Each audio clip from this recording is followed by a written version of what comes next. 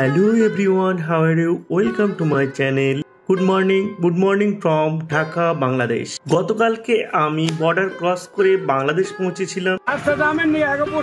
সেই ভিডিওগুলো আপনারা দেখেছেন, পদ্মা সেতুর উপর দিয়ে কিভাবে ঢাকা এসে পৌঁছেছি। আজকে আমি যাব ঢাকা থেকে গাজীপুর। আজকে আমার বাংলাদেশের দ্বিতীয় দিন। আজকে ভিডিওতে যা যা দেখবেন তার গ্লিম্পস গুলো আপনারা এখানেই দেখতে পাচ্ছেন। আশা করি স্কিপ না করে পুরো ভিডিওটা যদি দেখেন অবশ্যই ভালো লাগবে।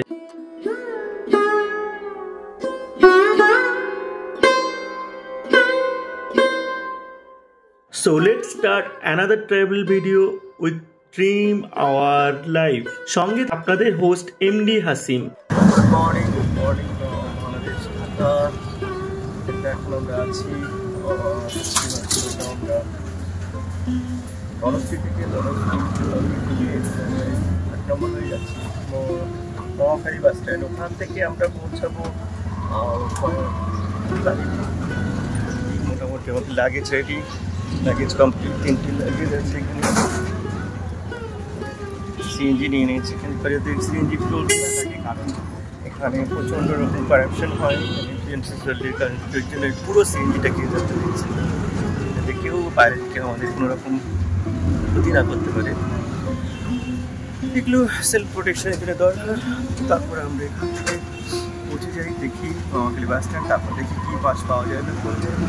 মোটামুটি কালকে আমরা জয়েন্টার করেছিলাম আপনার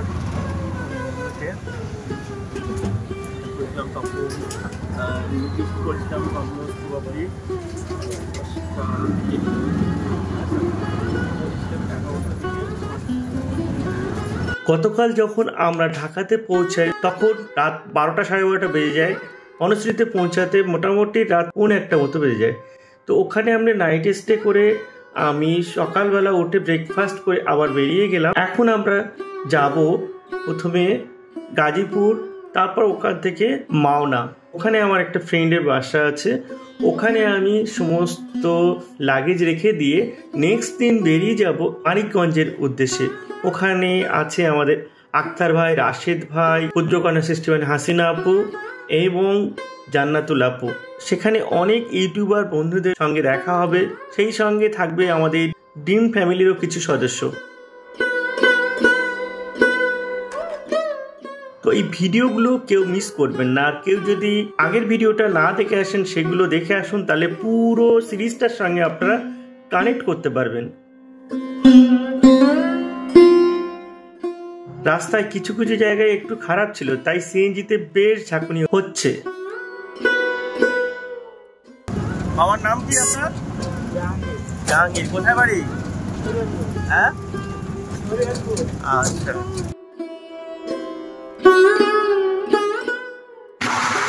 এটা কোন জায়গায় এসলাম? হ্যাঁ,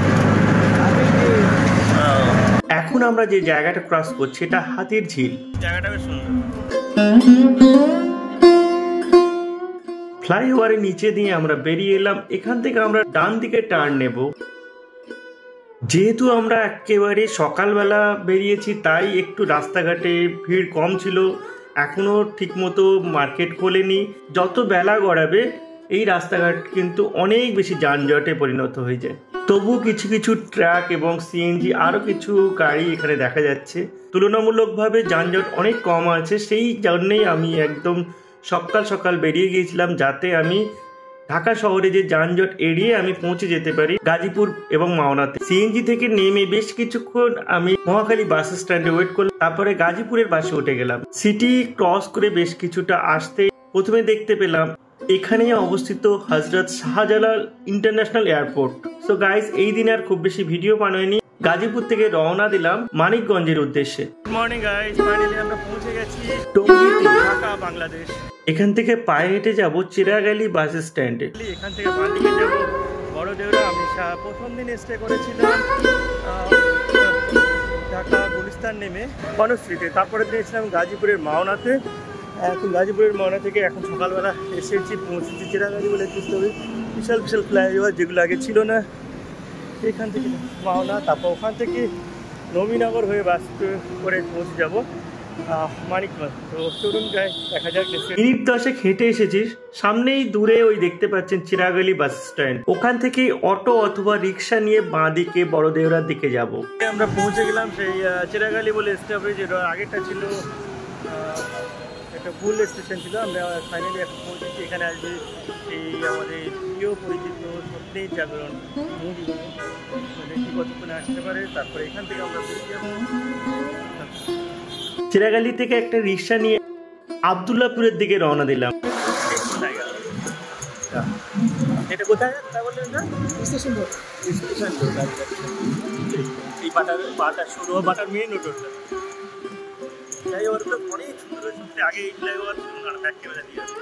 অনেকদিন পরে বাংলাদেশে এসে এই রিক্সা চালাতে বেশ মজা লাগছিল। বাংলাদেশে আসবেন আর এই রিক্সা চাপবেন না, আপনার জার্নিটাই অসম্পূর্ণ থেকে যাবে। উঁচু নিচু রাস্তা ধরে দোল খেতে খেতে আমরা মুহূর্তটাকে বেশ উপভোগ করছিলাম। মেহেদী ভাইকে লাইভে অথবা ফোন কলে কথা বলতে যতটা সাবলীল দেখি, কিন্তু ক্যামেরার সামনে বেশ শাই লাগছিল।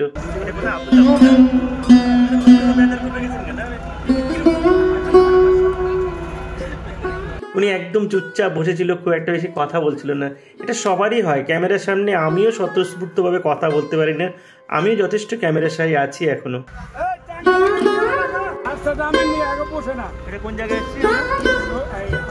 আবদুল্লাপুরে আমাকে বাসে তুলে দিয়ে ভাই এখান থেকে আবার চলে গেলেন বড়দেওরা। বাকি রাস্তাটা আমাকে একাই সফর করতে হবে। আশুলিয়া ক্রস করতেই আমরা পৌঁছে গেলাম নবীনগরে। তো নবীনগরে পৌঁছাতে এরিয়াটা বেশ যানজট ছিল। তো এখানে আমি বাস থেকে নেমে গিয়ে ওই সামনে স্ট্যান্ড, ওখান থেকে আমি মানিকগঞ্জের বাস ধরলাম। সো গাইস, মানিকগঞ্জের বাসে উঠে প্রথমে দেখতে পেলাম বাংলাদেশের স্মৃতিসৌধ। আমি প্রথমবার যখন বাংলাদেশে এসেছিলাম তখন এই স্মৃতিসৌধ ভিজিট করেছিলাম। এই স্মৃতিসৌধ বেশ বিখ্যাত। নেক্সট টাইম আসলে আমি অবশ্যই এই স্মৃতিসৌধের ভিডিও করব এবং আপনাদেরকে ভার্চুয়ালি এর এক্সপিরিয়েন্স শেয়ার করব। নবীনগর থেকে মানিকগঞ্জের অনেকগুলো বাস যায়, তার মধ্যে দুটো বাস সার্ভিস খুবই ভালো। এটা হলো নীলাচল আর মোটামুটি 25 কিলোমিটার উথলি বাজার ওখানে ওয়েট করবো। সো গাইজ, ফাইনালি আমি এখন পৌঁছে গেলাম উথলি বাজার, মানিকগঞ্জ।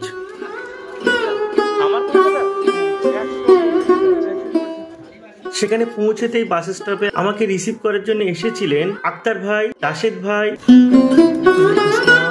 এবং ট্রাভেলস বুক বুডির টুইন ভাই। তো ওনাদেরকে সঙ্গে নিয়ে এখন প্রথমে আমি পৌঁছাবো আক্তার ভাইয়ের বাড়ি, তারপরে ওখান থেকে আবার চলে যাব ক্ষুদ্রকণা সৃষ্টি হাসিনাপুর বাড়ি। এই যে আক্তার ভাই না, এই সেই মাঠটা। হ্যাঁ, লাগছে। ফাইনালি আমরা পৌঁছে গেলাম আক্তার ভাইয়ের দোকানের সামনে, মাদ্রাসা এবং সেই মাঠটা যেখানে লাইভ চলাকালীন আমরা প্রায় দেখতাম ওই মাঠে বাচ্চারা শীতকালে ব্যাডমিন্টন খেলতো বেশি। ওই যে সামনে দেখতে পাচ্ছি আমাদের আক্তার ভাই এবং রাশেদ ভাই দাঁড়ান।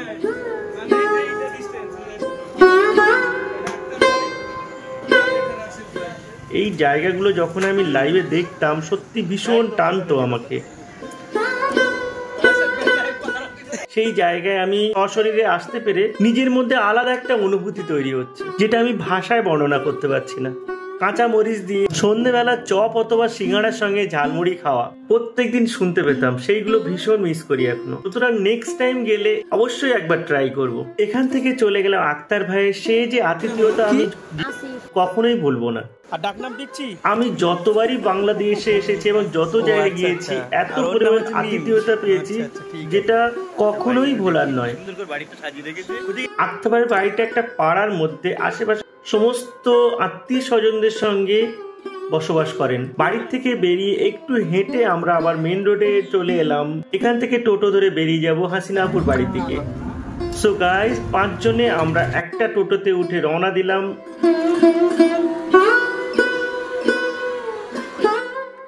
যে টোটোতে উঠেছিলাম সেটা ফুল স্পিড নিয়ে এগিয়ে চলেছে হাইওয়ে ধরে। সময়টা ছিল একেবারেই গরমকাল, কিন্তু সেই দিন একটু মেঘ হয়েছিল, তাই পরিবেশটা সত্যি মনোরম ছিল এবং প্রাকৃতিক দৃশ্যগুলো অসাধারণ লাগছিল।